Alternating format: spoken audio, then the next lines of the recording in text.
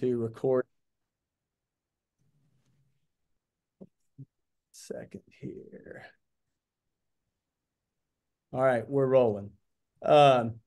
But the number one reported issue in sport today is communication. So what does that look like? What is my role as a director? What is my role as a coach? And then how do we get better in these?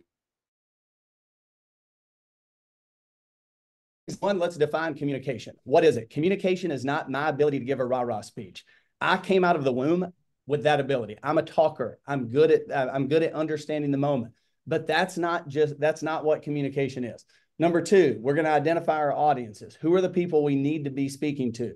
We're going to look at the 5 R's of communication. This is very, very, very important. These are incredible things. And let me make sure I'm not, let me let some more people in here, and then I might just leave them out so they don't keep interrupting us. What are the 5 R's of communication? What are the 3 types of communication? And then what are the dangers of actually not communicating? So this picture here, I got this picture sent to me. So this is at a volleyball tournament. This is a young coach who actually looks like one of the players. I can remember getting this picture and going, holy cow, that girl could either go on the court and play, or she could actually be the coach that's actually leading this group of people. Now, here's what's unique about this picture. That kid coaching that team is my daughter. Back in November, I get a call from my daughter, Brooke, who's playing at Missouri State, and she says, Dad, I'm going to be coaching a club team. And I said, great, who's the head coach?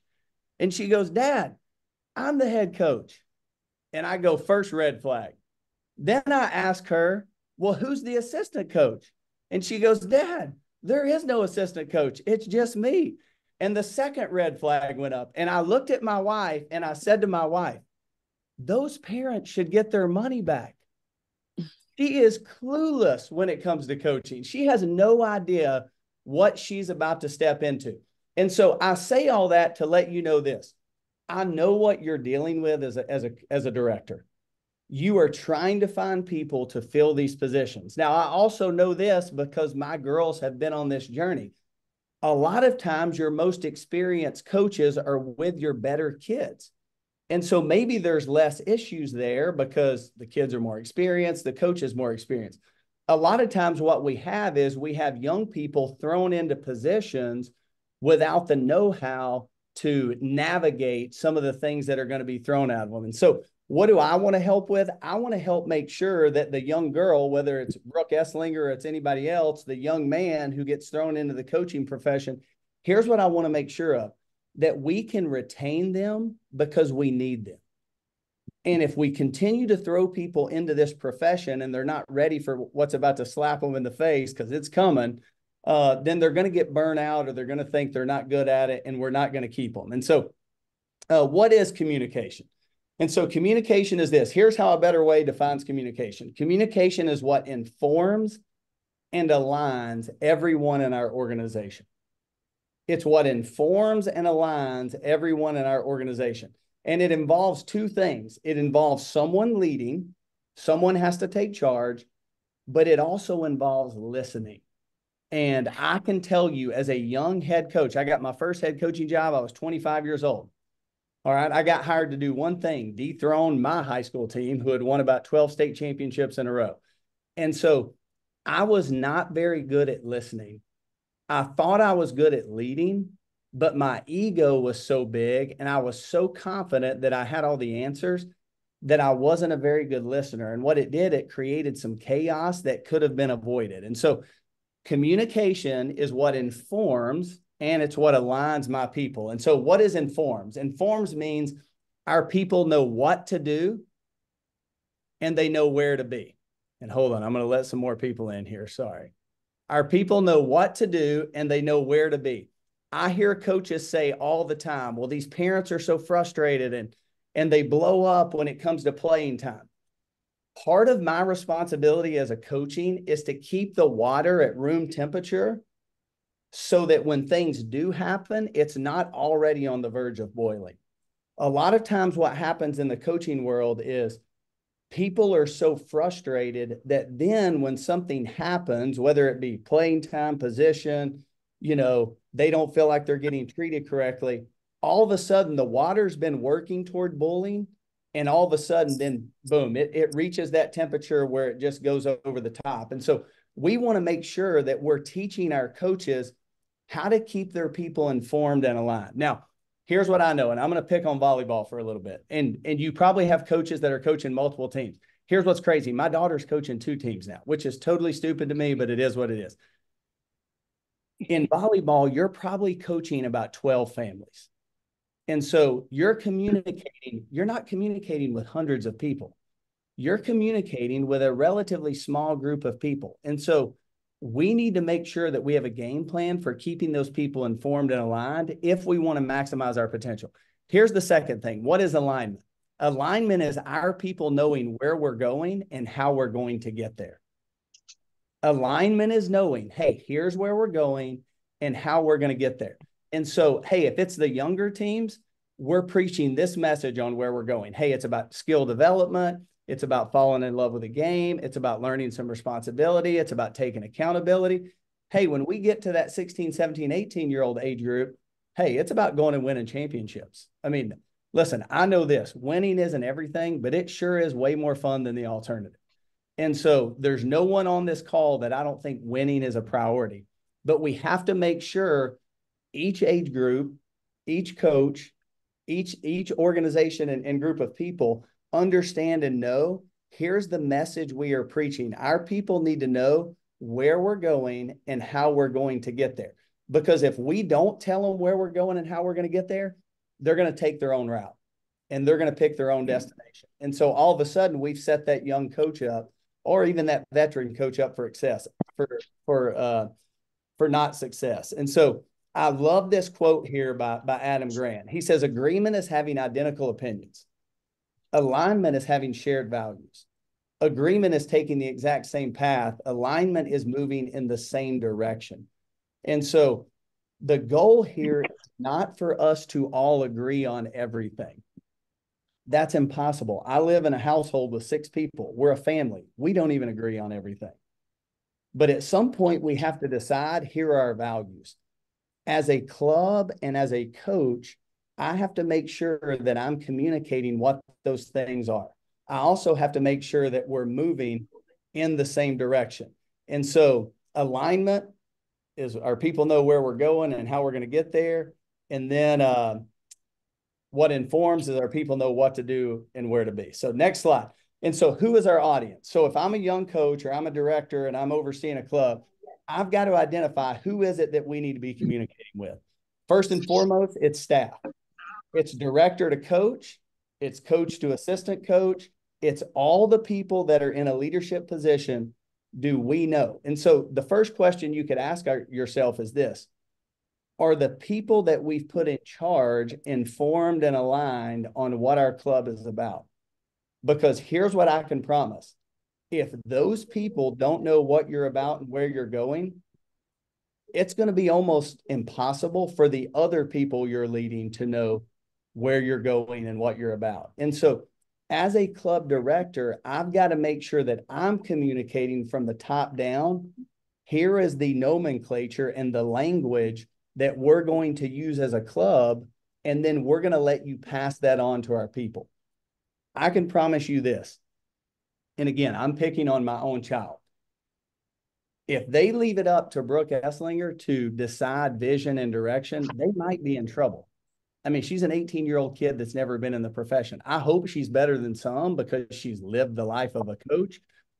But as a director, we need to be challenging them and telling them, hey, here are the things we want you preaching and teaching in your program. Second audience, it's parents or guardians. Club directors, wherever you're from, whatever you're doing, big or small, here's what I want you to know. The greatest customer in the sport world today, it's not the child you're coaching. And if you're out there, go ahead and put yourself on mute. The greatest customer is not the child you're coaching. It's the family that's involved. I love this about Disney. Disney knows that kids don't buy tickets to Disney. And so they have a strategy for parents. Chick-fil-A knows that kids don't buy meals at Chick-fil-A. Parents do. So they have a strategy to make it good for the family. And so if we are leading a club, we have to make sure that we know the family has to be a priority. Listen, I'm in Richmond, Virginia now. I moved from Chattanooga, Tennessee. We're in Richmond, Virginia. I've gotten back involved on the club level with the sport of wrestling. We've tripled our club in about a year and a half. And people keep asking, hey, what are y'all doing? What are y'all doing? 100%. Here's my answer every time. We focus on the family. Listen, the kids aren't writing the checks. The families are writing the checks. So I'm going to make sure that the family understands what we're about and where we're going, and they're going to buy in. And so as a director, am I giving my people permission? Am I showing them how they need to be communicating with the parents or guardians, which are ultimately the check writers, which drive our numbers, increase retention, and increase participation. And then the third audience is ultimately it's the players. Do our coaches know our expectation when it comes to communicating with our players? Do they understand what one-on-one communication looks like? Do they know the boundaries of electronic communication when it comes to our players? And so if we're not teaching them those things, what we're doing is we're leaving it up for chance. And the goal is not, we hope they get it right. The goal is that we teach them what right looks like, and then we hold them accountable to those things. And so who is our audience? It starts with us, our inner circle, director, head coach, assistant coach, our staff. Are we communicating with them? Then it goes to, are we communicating with our parents? And then are we communicating effectively with the players that we're leading? Next one. So what are the 5 R's of communication? Good friend Chris Hobbs shared this with me. This is unbelievable. So when we think about communication and we think about our club as a whole, what are some of the things we want to consider when we're communicating? So number 1, we want our communication to be rhythmic. They should know when to expect it, and it should be done consistently. At A Better Way Athletics, one of the things we challenge our coaches with and our administrators with is there should be a cadence of a weekly email. Even if I'm a young coach, I am telling my daughter this over and over, Brooke, your families need to hear from you weekly, and it needs to include these things because that's going to eliminate the water from starting to boil so that it doesn't boil on the weekends when you have to pull a kid out of the game because they've shanked 10 in a row.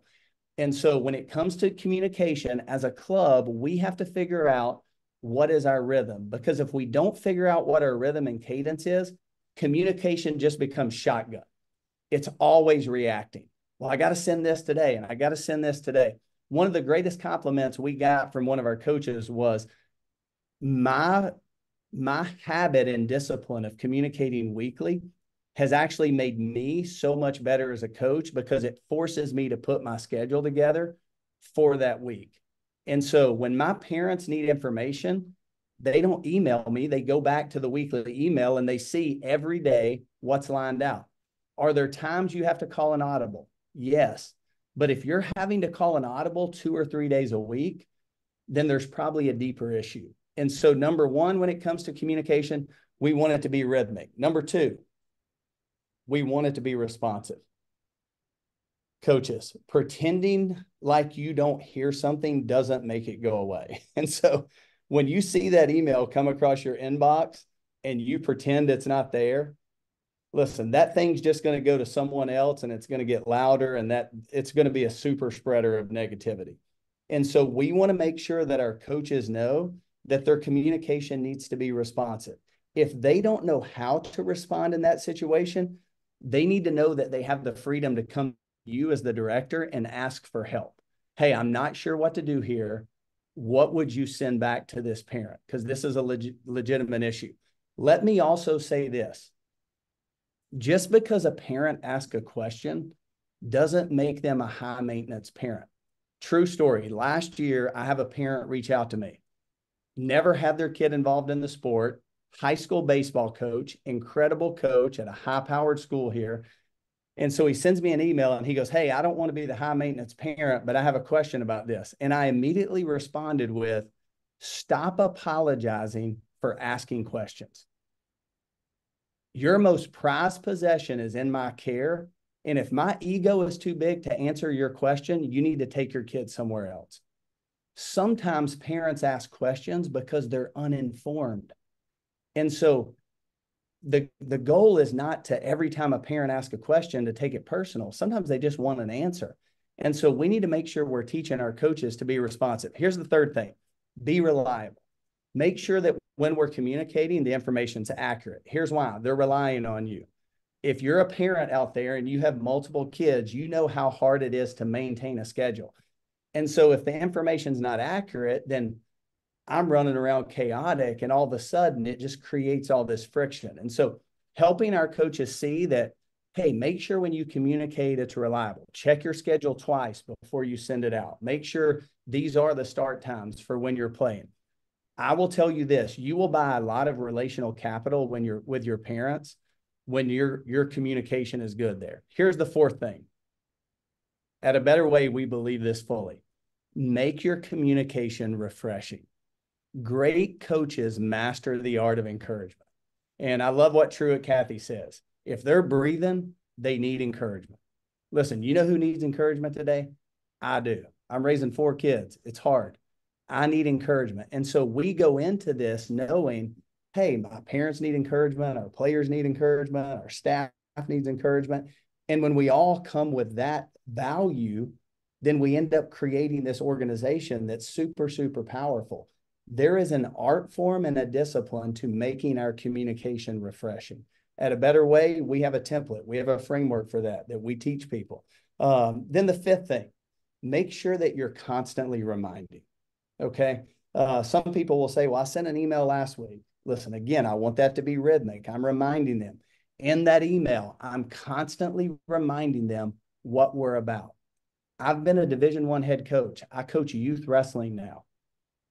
I still remind our parents all the time. I never assume that they just trust me because they don't care that I've coached at a high level. All they're looking at is the experience that their kid is in right now. And so each week I am reminding them of the bigger picture. Hey, this is a small scene in a big story. Be patient. Hey, our goal is not listen, they're 11 years old. The goal is not to win the race now. The goal is to keep them in the race. And so I'm constantly reminding them of what's most important, because if I don't, they're going to start listening to the voices in their head. And so 5 R's of communication: rhythmic, responsive, reliable, refreshing, and reminding. Next one, and then I'll open it up for some questions here in a minute. So 3 types of communication. 1, there's verbal communication. This is super, super important. It's going to be very hard for your young coaches. I have a mentor who said to me, real relationships aren't built thumb to thumb. They're built face to face. And so one of the things we want to challenge and teach our coaches to do is have conversations face to face. A lot of coaches are anti-meeting. I'm not anti-meeting, because I want people to know what I say, and I want to be able to say it to them. I don't want them to be able to translate it. One of the worst things we can do is we say something to a teenage kid and then they translate it to their parent in the car through their own emotions. Again, I'm going to pick on my 3 girls. You do not want to tell my 3 girls something and then translate it to me, because depending on their mood that day, it could come out completely different by the time they get home. And so we want to make sure that we're communicating verbally and face to face, especially when there's kind of a hot topic or we see there's some tension. The second type of communication, electronic. At A Better Way, we use a thing called the core model. We've got to teach our people how to send messages correctly, because the way that we send that message either opens up or closes off our listeners' ability to receive it. And so in the core model, we talk about always starting with connection. Don't just give them the information, build a little bit of relational capacity. And then the third thing is just nonverbal communication. And I watch coaches all the time, and I have to protect myself here. Listen, our face tells a story whether we speak or not. And so I tell my girls and my son all the time, and we say it as coaches: hey, our body language is a billboard. We tell our players that. We have to look in the mirror and remind ourselves of that. And so I love this quote from John Gordon. When it comes to communication in your organization, when there is a void in communication, the space will always be filled with negativity. And so if you aren't communicating to your people, I promise you, when that kid's not playing, that parent is listening to voices that aren't telling them the truth. Well, this is personal. They don't like my kid. This is unfair. That's so far from the truth. But because you aren't giving them the alternative, they begin to listen to those voices. Then they begin to share those things with other people. It is way easier to master communication than try to convince people later that something's not true. And so one of the reasons we want to communicate is we don't want that space to be filled with negativity. And so when we see these red flags and we sense these things, we step into the action and we create the narrative rather than them creating the narrative that's going through their head. And listen, I walk around volleyball tournaments all the time and I see husbands and wives talking and I'm like, oh God, I do not want to know what they're talking about, because they're over there telling this story that's probably not even true.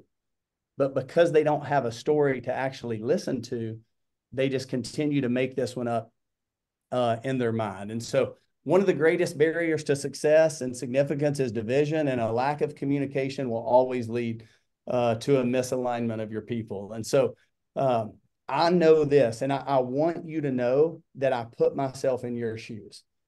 It is so hard to be leading in the sport world today. The expectations are through the roof. They're not fair. Parents have all these like preconceived ideas and notions. But part of the issue is we have invited them into the conversation. And I say to directors all the time, if Brianna's still on here, she's heard me say this over and over. As soon as you take their first deposit, you have put them on the bus with you. And so you saying, well, hey, I don't communicate with parents or whatever. Yeah, you do, because you send them a reminder to pay. And so we've invited them into this story.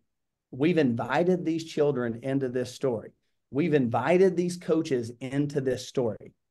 If we're not communicating our expectations, our standards, our values, and what we're about, and if we're not teaching them to do that to the next line down on the org chart, whether that's parents, players, their assistant coaches, we are probably going to end up with some chaos that causes more problems later. And so I know this, and I just talked to Dan Berger earlier from Muncie-Ana, and I saw Wes was on. If I'm going to teach a philosophy in volleyball, and again, I'm a complete idiot, I've stayed out of it with my kids, but if we have a philosophy that we believe is true in the sport of volleyball, we are going to make sure our coaches know what that philosophies and those philosophies and principles are, and we're going to hold them accountable to do it. Well, we've got to have those same things when it comes to the relationship side of things. Hey, if these are our philosophies, hey, at such and such club, we communicate weekly with our people. At such and such club, this is how we communicate when conflict arises. Hey, at such and such club, this is how we start practice and end practice every day, because we believe those are the bookends for championships. What you do in between, you're the expert at. But how we start and how we end is critical for our overall success as an organization. And so I hope this challenged you a little bit. Again, there is no like just perfect formula, but I know this: anything multiplied by zero is zero. And so if we're not giving our people any direction, then they're probably going in the wrong direction. So any comments or questions as we talk through this? I'll open it up, and then I want to share one more thing with you real quick. So any questions real quick? Just speak up.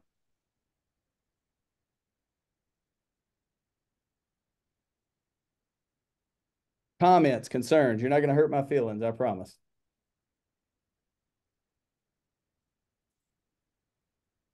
Come on, man. Hey, how do you take advantage of the team apps and so forth for communication? I think those are good.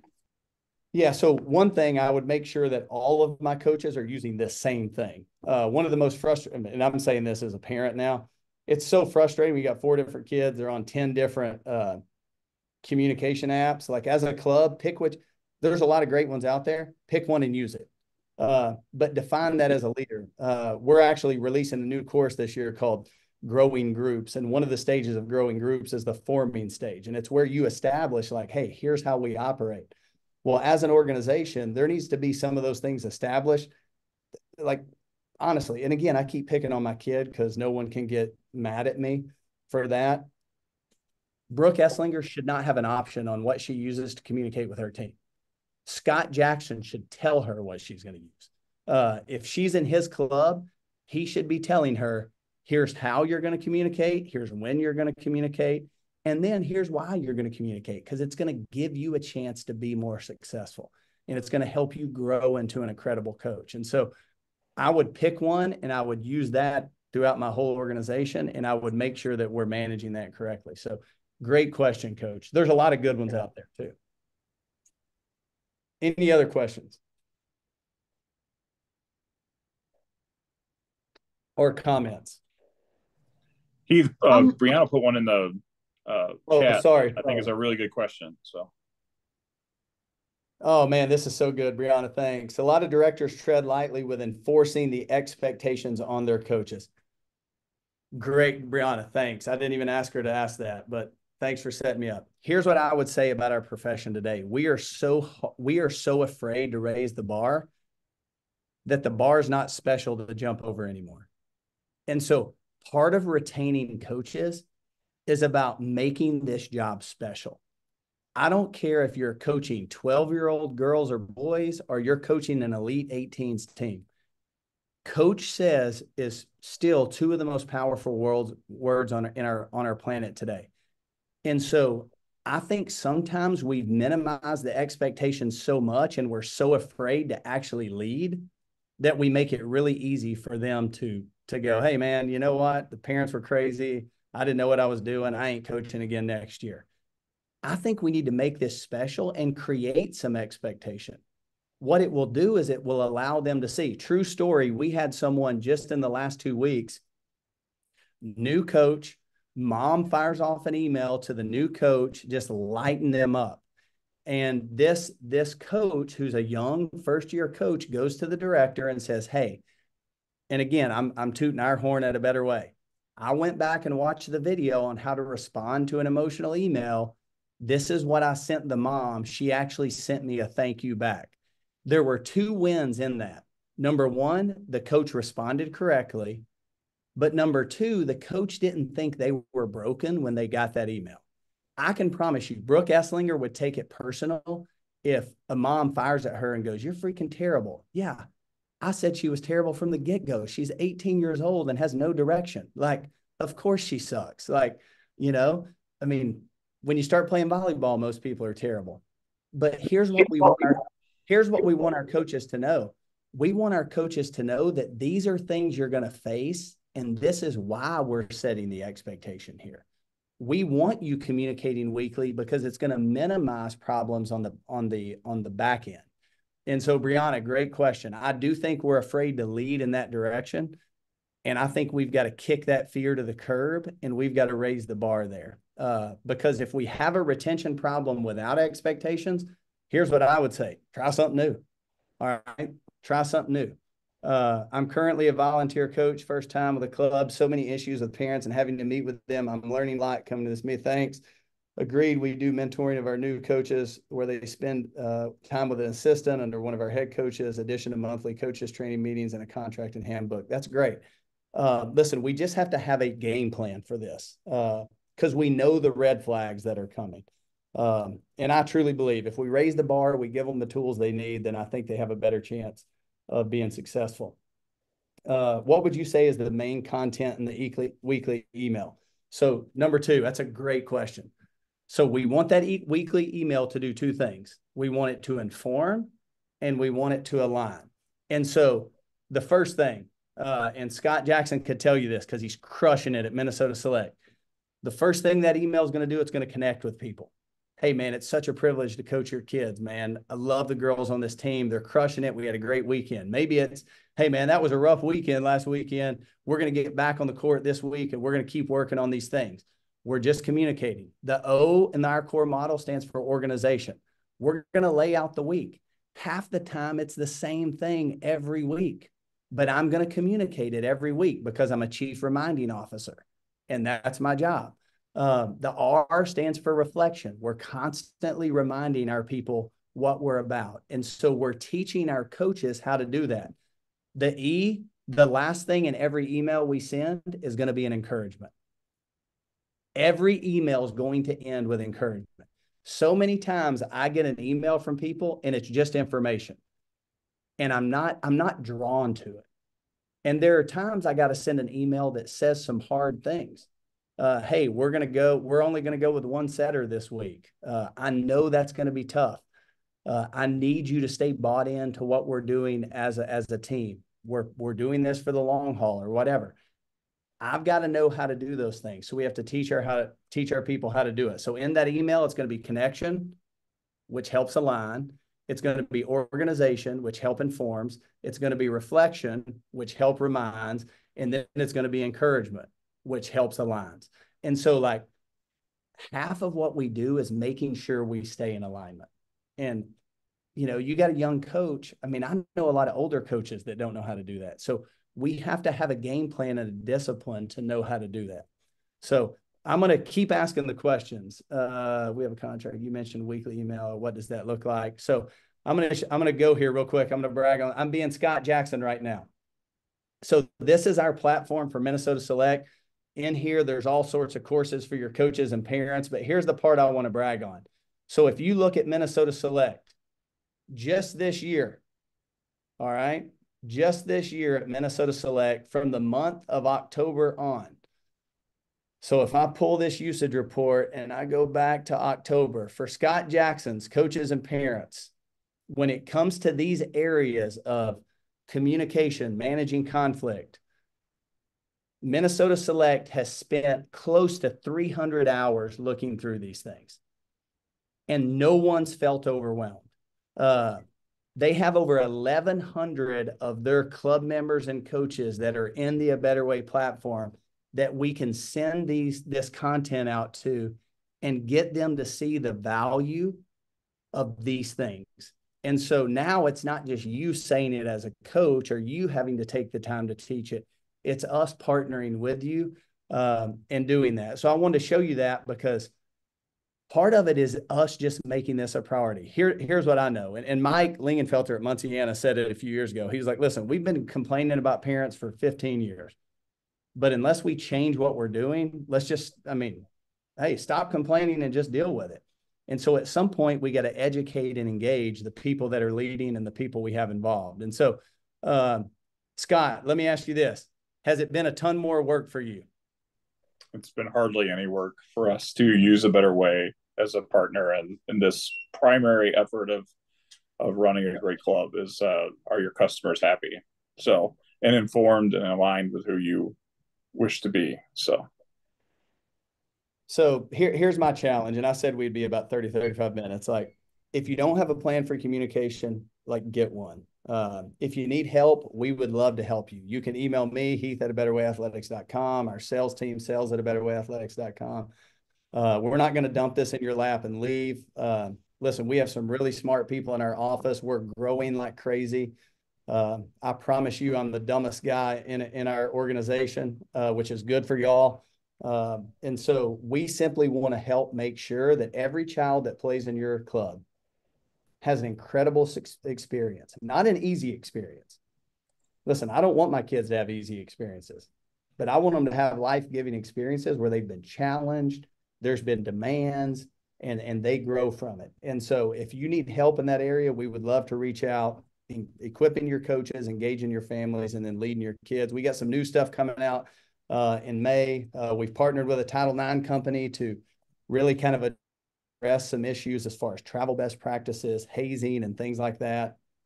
I mean, you don't think it goes on in your program, and then all of a sudden you're in the middle of something, and it's like, man, we should have dealt with this earlier. But Scott, thanks for putting your email in there. If people have questions, reach out to Scott. You may think I'll just tell you the good. He can tell you the good, the bad, and the ugly. So, hey, you guys are rock stars. Keep making a difference in what you do. I appreciate you so much. It's coaches like you that made a difference in me. It's coaches like you that are making a difference in my kids. And it's coaches like you that my 18-year-old daughter that's clueless is looking up to. And so keep doing your thing. And I hope each of you have an incredible year. So thanks so much.